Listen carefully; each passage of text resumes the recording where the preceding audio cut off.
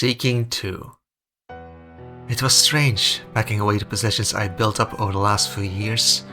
There was unquestionably only so much I could carry, but it was hard to reconcile the utter lack I had arrived with to the things piled in front of me. Little animal figures given to me by Thomas, 3 full sets of clothes, my furs and bedding, woodworking tools I'd picked up, and a number of projects I'd worked on in my free time. I never did get around to making Emma a Jenga tower. A couple dozen blocks got done, but there was always something else taking up time. Dagger, lantern, those would be coming with me, as well as all my writing tools and notebooks. I had kept the outfit Mama bought me 3 years ago, but had grown out of it. I couldn't leave that to Emma for when she got a bit bigger. Bit by bit, I set aside the things I had that I didn't need so much. I only needed 1 spare set of clothes, and even that was a luxury. I'd need some rags eventually anyway, so I could keep bits of cloth for patching and wrapping up breakables. After the first round, I still felt like I had too many things to carry. The bedding furs couldn't come with me.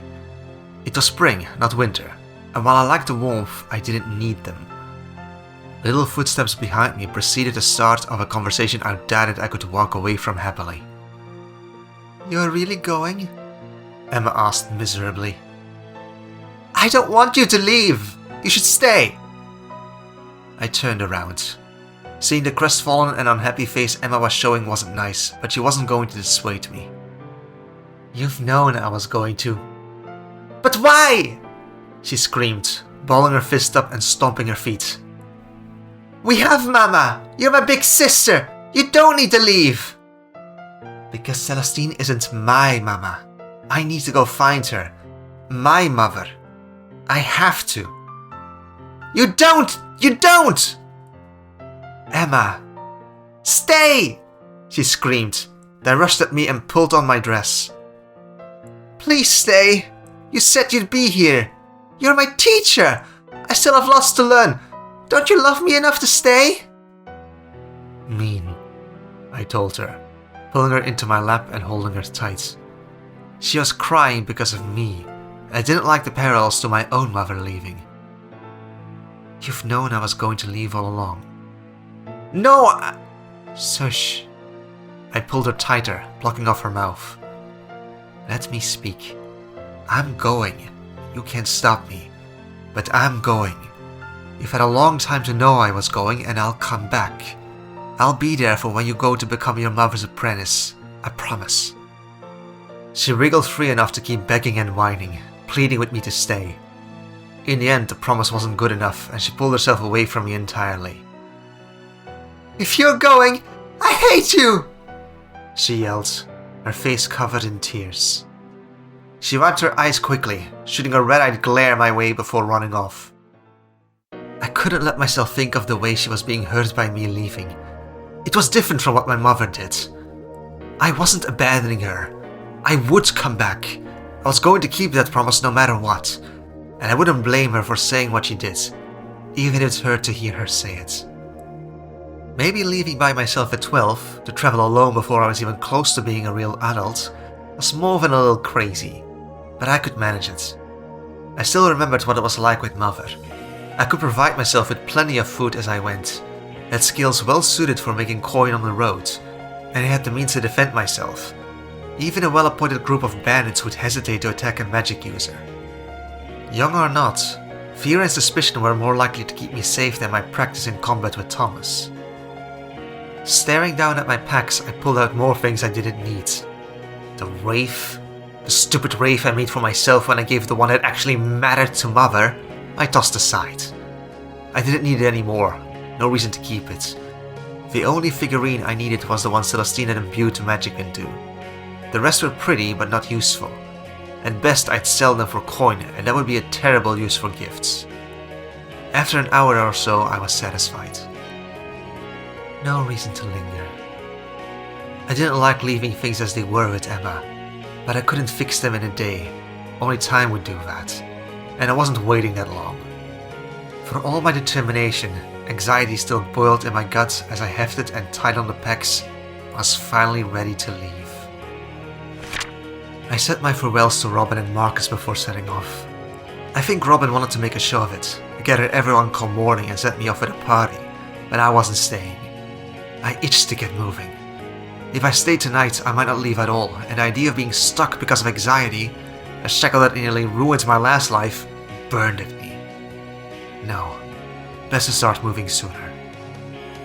The most obvious route to get to where I was going was simply to follow the road, up the bight to Gilnea City, and cross the Northgate River there. It would allow me to see our grand capital properly for the first time, and it was the most direct land route. But I had another idea. Passage on a ship heading up the river, as far as Emberstone, could be found in Kiel, and I had a coin to pay for it. It'd save a fair bit of my travel time, even if good weather held and the road didn't turn to mud to slow me down. It would also be interesting being aboard a ship. I went sailing on a lake briefly before, but it was an old memory now. I nodded to the guards on duty as I approached the edge of the town. Kiel's constabulary wasn't massive, maybe 40 people on permanent roster, and double that in reserve militia like Thomas. I got to know them through Thomas volunteering me to provide healing when things went wrong. The local chapel had maybe 1 or 2 priests who could do the same, but they were always busy. There were obvious advantages to being recognized and considered friendly to and by the guards. While others were being stopped and asked their business, I was waved on through. Maybe not all of them liked me, listening to the more dogmatic approaches of the light towards other magic users, but enough did that I was safe in Kiel, even if I used magic openly. It wasn't long in the town that I was catching wind of the latest and most interesting bit of news. Everyone was talking about it. The last big thing like this that I remembered stirring people up like this was the Thalassian ship sailing into port, one of their destroyers, picking up supplies before it continued on its way to the newly founded Minifril Harbor. Newly founded. It was strange to have remembered the place before it had even been named, let alone built. I'd only learned about that one a week late and hadn't had a chance to meet or see the elves myself. This time I wasn't late to the news. You saw it, right? Swooped right down into the main square, the ruddy dwarf hollering about a place to stay the night, and a stable for his lion bird. I hear they're called griffins, like the ones that fought the dragons in the war. You see his chest? Didn't wear a thing above the waist, just blue tattoos. Indecent is what it is. Are all dwarves like that? Been drinking all night, last I heard. His bird spooked the horses too. Rumors spread and grew and grew. A dwarf, a wildhammer by the sound of it, had come to visit and put his griffin in the horse's stable. Had fed the horses in the stable, drank an entire coaching house's stock of ale, had hammered that spewed lightning, had tattoos that ensorcelled young girls' wits into swooning over his bare chest, near killed a man in a drinking contest. On and on they went. As much as I wanted to find the ship quickly, I'd still never seen a griffin. We just didn't have them in Gilneas. No riders nor pride as far as I knew. A wildhammer griffin rider here? And one with a stormhammer if the rumors were right? It was a sight I wanted to see. A few inquiries later, and I had the name of the coaching inn the wildhammer was apparently terrorizing. For a moment I had the notion of asking the Understones, a dwarven family which ran one of Kiel's better blacksmiths, if they had any advice. But no, that was stupid. Just because they were dwarves didn't mean they were the same.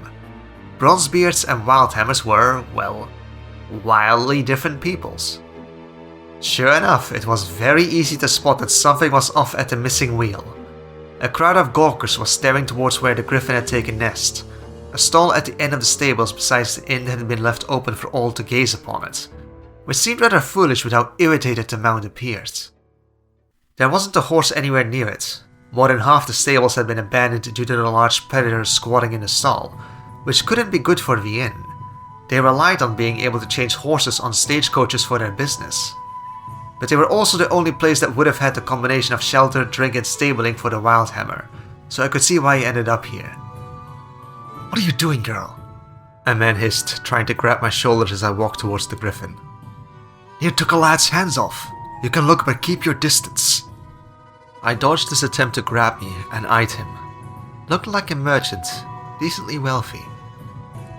I know my way around animals, good sir. Gwyneth, witch in training and Celestine's apprentice. Graduated, I thought to myself, but didn't say. people would look askance at me, claiming to have finished my apprenticeship when most my age were just starting theirs. And Celestine's name held a useful weight that, as much as I might want to discard, I shouldn't. Your concern is appreciated, but unnecessary. Murmurs began spreading through the gawkers, a few edging away from me, but most seeming curious as to what a witch would do with a griffin. As I got closer, I could more easily feel his agitation. So what has you so ruffled? I asked quietly, then settled into humming a soft and relaxing tune. Soothing animals was one of many skills that were useful to learn, for quieting before healing, for putting a dangerous beast into slumber, or as I had seen Celestine do years ago, turn a hound against its master. The stronger-willed could resist, and the clever would take umbrage, but I wasn't controlling, just soothing, saying it was alright, there wasn't any danger, and that I was friendly, and the truth of that echoed in my magic. Immediately the results were obvious. The griffin stopped clawing at its bedding and settled down. Its eyes locked with mine, but it seemed more curious than angry with what I'd done. I held my hand out before it, within reach but not so close as to be intrusive. Worst came to worst, I could heal myself. Wouldn't be the first animal bite I've had to mend from my own foolishness. Rescuing a badger and her cubs before the spring floods last year left me bleeding more than I'd liked. The griffin sniffed at my hand and crooned gently. Smiling, I shuffled forward, running a hand over its head feathers. "You're gorgeous," I said. I was touching a real griffin. Sure, I had magic, but griffins were iconic. They were the Alliance flying force. A cool, proud, and majestic animal that deserved recognition and respect. "What's been bothering you then?" I asked. And while I'm not sure the griffin understood my words, he clearly understood my intent. Maybe he understood the Kazut, the dwarven tongue, better. I'd never gotten around to learning it. He chirped in answer, shifting under my hands while I was scratching at his eye ridges. Too much attention, too little food, the wrong smells and horses. So many horses that got all panicky for no reason. He wasn't going to eat them. The understanding wasn't perfect, but I got the idea. And seeing the bag of oats in the stall, I got the feeling the lack of food was from the stable hands being baffled by how to deal with a griffin, if they even dared approach at all. "Fish do stink, don't they?" I said commiseratively. One got used to it when they ventured into a poor city like Kiel often, but by the keepers it was bad at times. "I'll see about telling them you want some meat. Any preferences?" Another chirp. "Rabbit?" I think that meant rabbit. I gave the griffin another long scratch before standing up and turning to leave, only to stop and hesitate. I didn't think he'd like me closing the stall, but he wasn't enjoying all the gawkers either. I nodded to myself. A decently easy fix, and I'd provide fodder for the horses anyway. Touching the ground, I let myself flow into the grasses, willing them to grow and hide the shy griffin from sight. I heard gasps from the onlooking crowd as a small field grew up to my knees, down my hips, and finally up to my shoulders before I let it stop. It wasn't the whole of the small green before the stables, but it was enough to shield the last few stalls from sight unless one walked along them. "He is quite tired of being stared at, so if you have business to attend to, I suggest you get to it," I called out to them. It was fortunate that grass was always eager to grow. It practically rejoiced at being given encouragement and reason to do so. Inside the missing wheel was a typical clamor of a busy inn, though far more focused on a single table, where at least 24 patrons were watching some spectacle and nursing their drinks. Odd, considering it was closer to midday than evening. It was easy enough to spot why and what they were staring at, however. A well-dressed young nobleman, in his early 20s at the oldest, sat opposite a bare-chested and red-bearded dwarf. "Dinna get me wrong, it is a grand flavour, but it's just a wee dram. How can you say it's your favourite if you canna kick back, quaff a flagon, and have a merry old time?" the dwarf said, sounding entirely sober despite the whole empty keg and more than a dozen bottles sitting on the table before him. He sipped gently at his glass. "There be an appeal, but it nae be from me." "Perhaps, Hansen, Johnson," the clearly much drunker human said.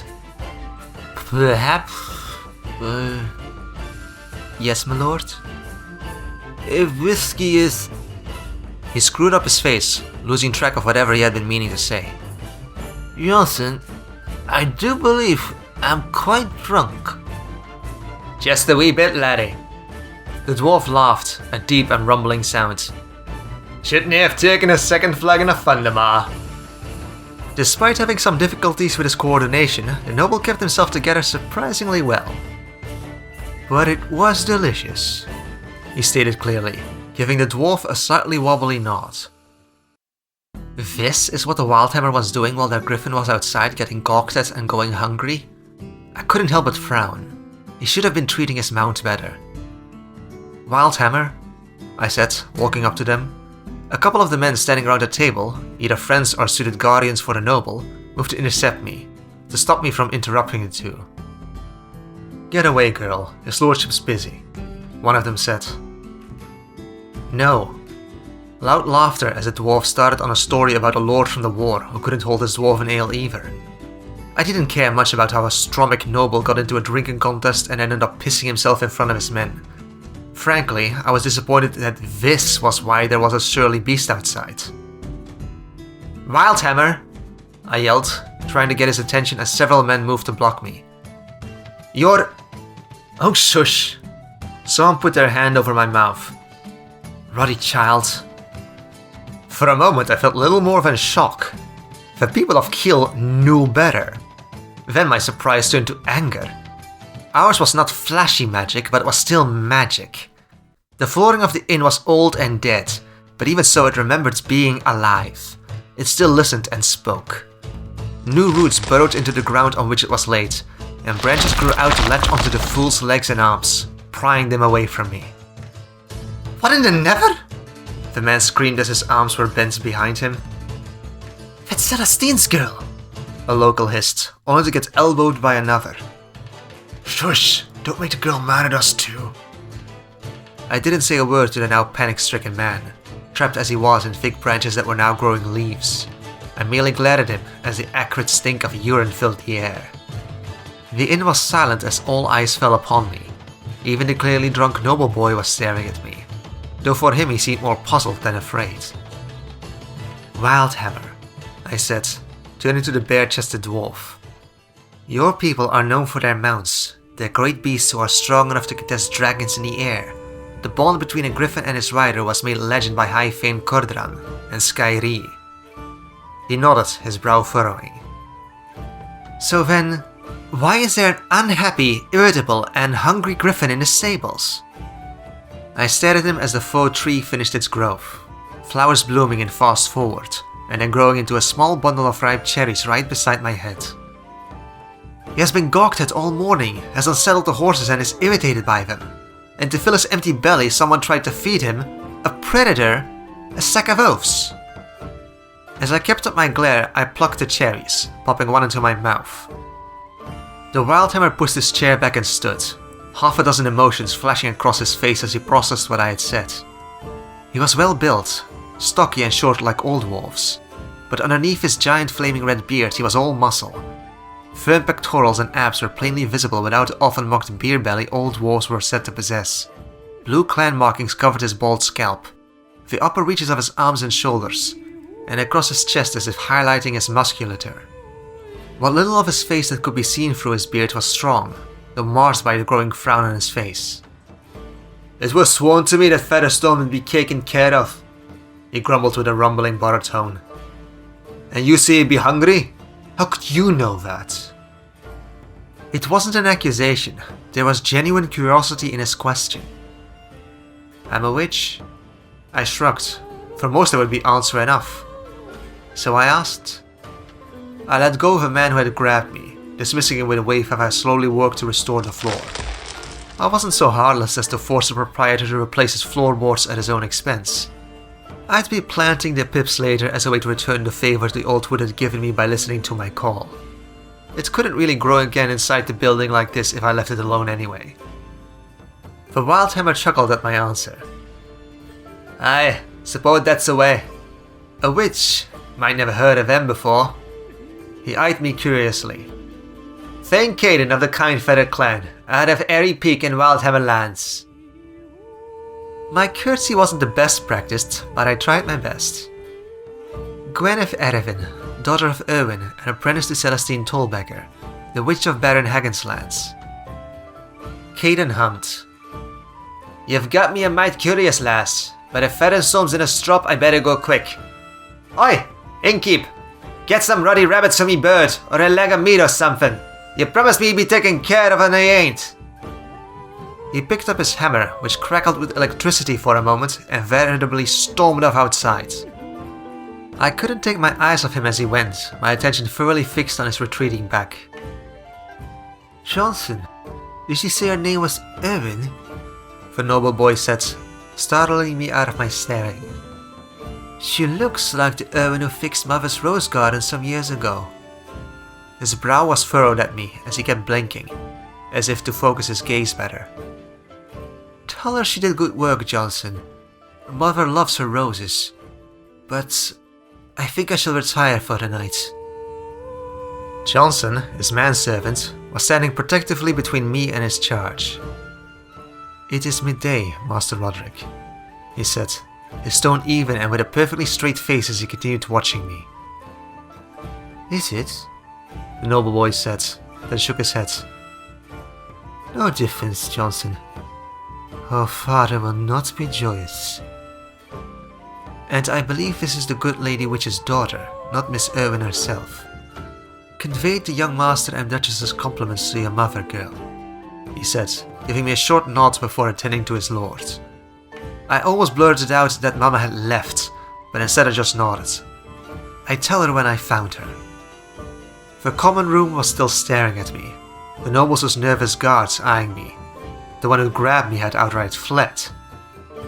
Murmurs and whispers were starting up as it became clear that, no, I was just retaliating against the person who touched me and not going after anyone who spoke.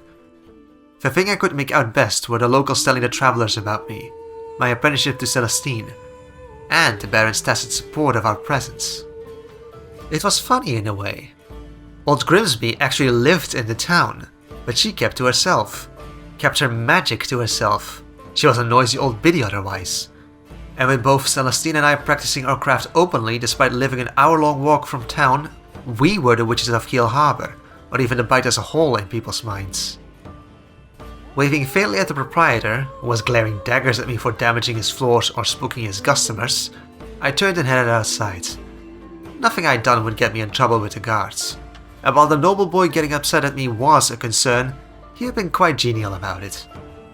Caden had scared off any remaining gawkers and was yelling at the stable hands, ordering them about and getting Featherstorm more comfortable. He seemed to have well in hand, so while I wanted to keep watching, I left. There was still plenty of daylight with which to find a ship heading inland on. I kicked about on the wharf. There were a dozen ships in the harbour, but of those willing to entertain a young magic user, none were going in the direction I wanted. Certainly the ship heading to Lord's Point on Lordemer Lake would get me close, but weeks of sailing to the river mouth, then up the river into the lake, and then having to find further passage to Dalaran if I wanted to avoid the trek through the Ellen Vale? No. 2 ships were headed inland, but the first was too superstitious. They prescribed to the stupid and sexist notion women aboard the ship were bad luck. Finding out I was a witch had nearly started a fight. Never mind I could read the weather as good as any tide sage. They just weren't having me. The second was Duke Kendron's ship, and was carrying his family to the capital for Prince Liam's coming-of-age celebration. There you be. Been looking for you, lass, Kendron rumbled, stepping up beside me on the wharf. Heard you got into a wee bit of trouble over the display of yours. I shrugged. Lost me a spot on a ship. The guards and local lord both know me and my teacher. If the Duke makes enough of a fuss, there'll be trouble, but he hired my mother a few years back. Doesn't buy into the superstitions. And just the lies of a superstitious prick. Maybe if I hadn't done what I had at the inn, I might have gotten a spot aboard. But someone showed up and accused me of using magic on the Duke's son. Wasn't my ruddy fault he was puking his guts out. He dragged himself into that state all on his own. Boy hadn't had any issue with me or from me. Might have even been the shitty guard who told the captain the lies. No easy way to find out, and it wasn't worth fighting. Caden dropped down beside me. If you think so. No lie, I asked about witches and got quite the stories. Much truth in them? Some. I could imagine the stories he heard, likely the worst of the lot after I spooked so many people with my little display. It hadn't been a good idea, but the twit actually put his hand on me.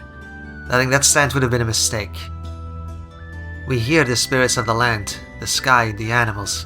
We shape plants and nurture them, bless life with healing and boons. Most folk think of curses, which isn't right. For the most part anyway.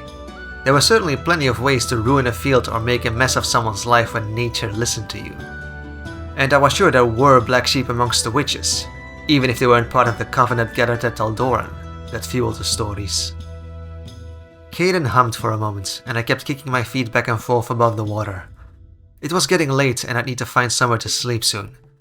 I was not going back to the farm. I wasn't beaten just because my plan didn't work out. I could still walk to Pierwood. It'd just take a month or two. The stagecoach would be faster, but also miserably cramped and bumpy, not to mention expensive. What's the Wildhammer doing in Gilneas anyway? I asked, trying to take my mind off of what I was going to have to do tonight. There's a few Bronzebeards about since we've traded with Ironforge for centuries, but we don't have much contact with Airy Peak. Me clan's growing. Sister's got a third wee bairn coming, and so do two of me cousins. Me brother's even adopted a little human lass. He answered, holding his hand just above his knee. All the good land back home are taken or infested with trolls, and the blasted orcs are still causing trouble in the highlands. Got wind of some rumors saying there'd be a pride out this way. If the spots be good, maybe we could move. We be allies, no? He let out a long sigh. But I didn't find any. Not a one up in the mountains. Just giants and mundane beasties. Still, best to check if anyone knows on me way home. What about you, Lassie? You missed the ship, so you're heading off too, ain't you? I'm looking for my mother. She abandoned me, ran away, left me behind. Left. My teacher told me she went to either Pierwood or Ambermill, so I'm going there to try and find her. Those are up near Dalaran, isn't it?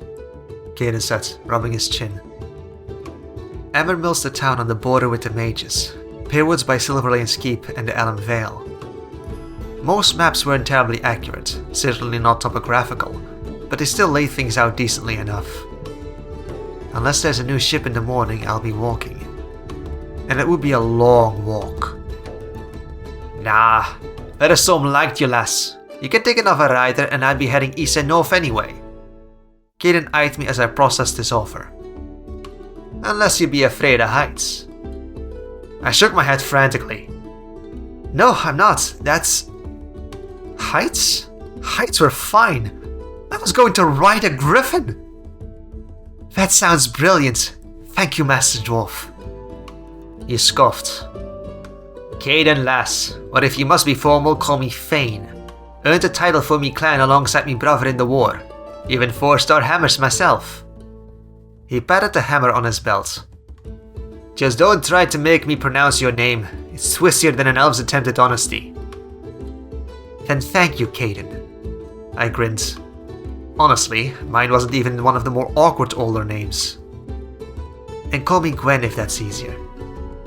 We shook hands, a wide and irrepressible grin on my face and an amused smile on his. Screw walking! I was going to ride a griffin!